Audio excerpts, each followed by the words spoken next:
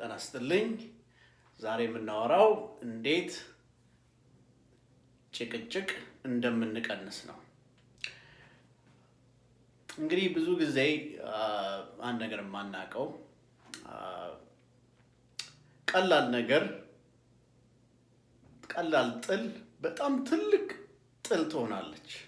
ኦኬ ብዙ ጊዜ ሳይን አለ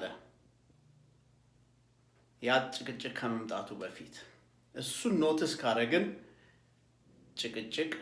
ጭቅጭቁን ጭራሽ ወደ ደስታ ወደ ጥሩ ቀን ማሳለፍ እንችላለን።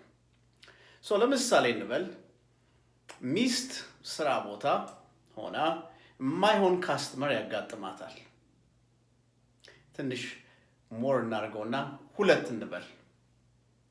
እነዚህ ካስተመሮች ልክ ከስራ ከመውጣቷ በፊት ነው።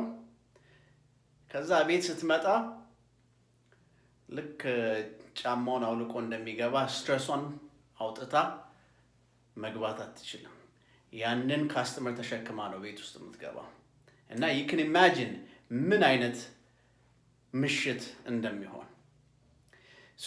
ትንሽ ነገር ፊውል ላደርጋት ይችላል። ምክንያቱም ስትረሷን እሷ ሳታውቀው unconsciously ለማውጣት ትፈልጋለች። It could be a simple thing. ለምንድነው ማይክሮዌቭ ውስጥ ለአንድ ደቂቃ ምግቡን የከተትከው? 3 ደቂቃ መሆን ሲገባው። ከዛ ባልም ደግሞ ያችን ስትረስ ያለችውን ባለቤቱን he's unable to read። ከዛ ጭቅጭቅ ከዛ አንድ ሁለት ይባባሉና ማአት ትልቅ ነገር ውስጥ ጭቅጭቁ ሲገባሉ ማለት ነው።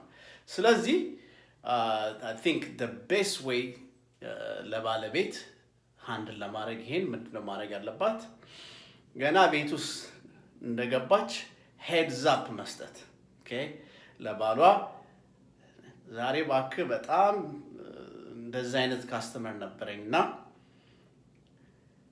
I just want to let you know ብላ she can move on። ከዛ ባል ደግሞ he will be careful ማለት ነው። he can even take it further ለሷ ማመቻቸት ጥሩ ምሽት እንዲሆን he can do simple like hand massage ሊሰጣት ይችላል።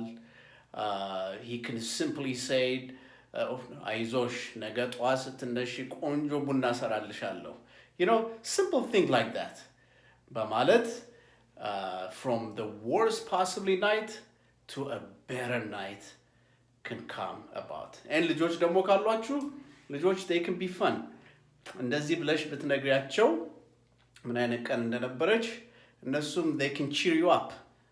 Okay, so yeah, that's what it is. እሺ መልካም